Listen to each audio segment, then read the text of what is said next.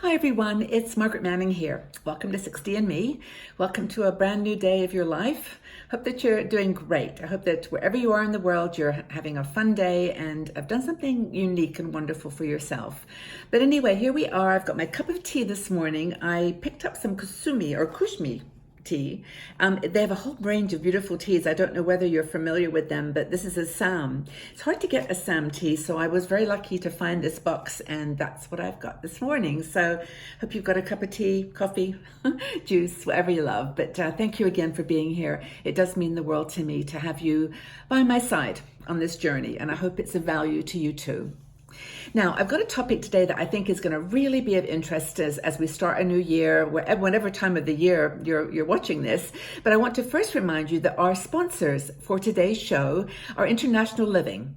Now, International Living is a great website where they basically look at retirement locations around the world based on feedback that they have received from people who live on the ground, their correspondents there, and they write and compare different locations based on things that are important to you if you're considering retiring abroad. So if you go out to internationalliving.com and then /60andme, they'll send you a copy of their Global Retirement Index free of charge, no obligation, and you can just take a look at the reports on these 25 or so havens, retirement havens that you can explore. So that's our sponsor, so thank you so much for that. Now, the topic today is based on an article by Christine Field. She's one of our wonderful, wonderful bloggers, and it's about starting, a year or starting the month and starting any time of your life with the determination it's going to be joyful. That joy is the expression, the state of mind that you're going to approach the new year in. And she gives us some ideas for sort of starting this new year of joy. And I think they're pretty fun. And there's some really practical ideas here, so I hope that you enjoy them. Now, the first thing she says is to laugh. Just laugh every day. Try to find a reason to have a good laugh. Watch a silly movie. You get a book of jokes. I always watch Rowan Atkinson. I love him. Blackadder or Mr. Bean. I don't know why I like them. They're just so British. But anyway, I really enjoy them. But I know you've got favorite comedians and comedians. But go ahead and laugh. That's really important. I think that's actually a very good one. I'm going to try to laugh here just to remind you, but it feels good. It just does. Be grateful. This is another thing that Christine says. Be grateful for everything that you have. And we've talked about this so many times, but I'm telling you, I had some pretty rough times at the end of the year. I must be honest with you, just some things, just going on. And I found that the way that I got through them was my meditation, where I was able to stay present, in the present moment, and then also to be grateful. Just to keep a lens on perspective of gratitude. And I think that was for me a big help. Maybe it is for you too. Another thing is to keep a gratitude journal. And I've actually started this new year with a little book of just a diary. And every day I'm going to put a couple of sentences or a phrase, and so I can look back. I'll see how long that lasts. But it's a way of keeping my gratitude journal. Another thing is to do things that make you happy. But first you've got to figure out what they are, right? So you've got to make sure you know what makes you happy and what doesn't. It could be something random like basket weaving or doing journaling or coloring. It could be, I've got my rock here. It could be painting rocks. It could be whatever you do to make you feel happy. Jewelry making, if you love jewelry, coloring, quilting, whatever you like, dropping rocks. Another thing is to reconnect with nature. Mother Nature is a healer. This is the woman who takes care of the universe. And take a walk, half an hour a day for better health. Try to get those 10,000 steps in and just really enjoy. Breathing in the changes in nature are magnificent to watch. Another thing is to give back. Now, we've talked about this before, but not just give money, which is wonderful to do if you can afford it, but to actually do something, to actively engage. If you can give some money to a charity that you feel comfortable going out and helping, if you're working for Habitat for Humanity, where you're building houses, or you're helping to build houses, or you're going to a soup kitchen, or you're working with the homeless, or, sorting clothes at a recycling shop, something physical that you get your hands into. Another thing that Christine talks about, and this is just another kind of real practical thing, is to thank people. Thank the people that do things that you wouldn't know how to do or wouldn't want to do. The people that deliver your mail, or that deliver your groceries, or do things, clean the snow when it's on the ground, or just the people that make things possible for you. Even things like the people at the library, or whatever, the restaurant, the woman at the cafe that helps you.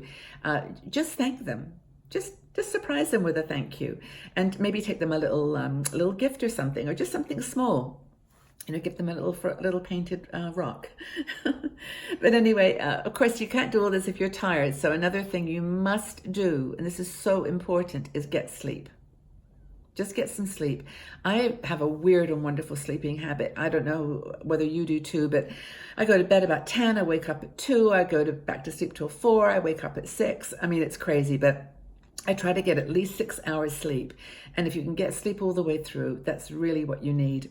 But I think it's important that you do that. And I guess another thing that fuels your joy is to be with friends.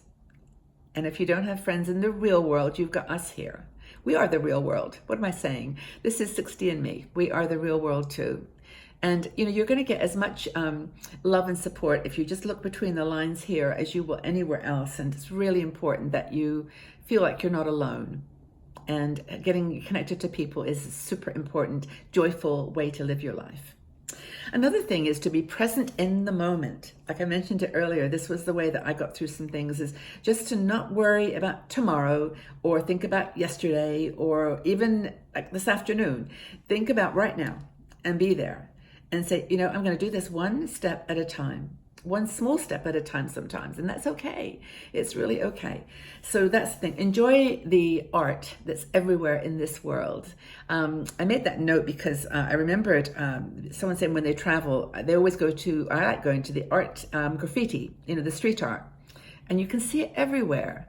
The architecture in the buildings, even the way people dress, you can consider that art. Notice it and love it and respect it, appreciate it. That's joyful. Keep your mind active. This is another one that Christine talks about, and I think that's super important. Don't get into the boredom routine.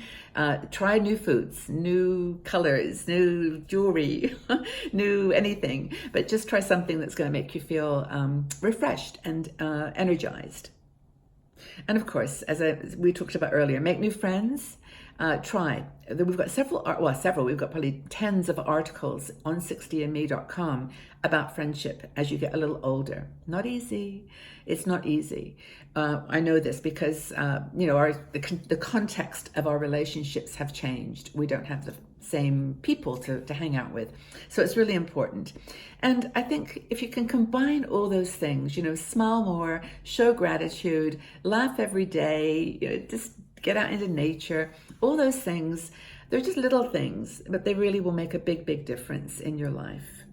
And I actually, many of you know about our lovely Aging Beautifully deck, which I use every day of my life. Even though I wrote all the words on the back, I still find newness in them.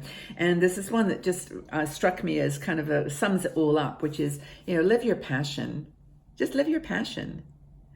And whatever it is, if you want to know what you're supposed to do with life, look no further than the things that you love to do, your passions, and try that. But whatever it is you do, be bold, be brave, get out there. 60-year-old women are not the same as they were a few years ago. We're doing things in a whole new way, and this is our time.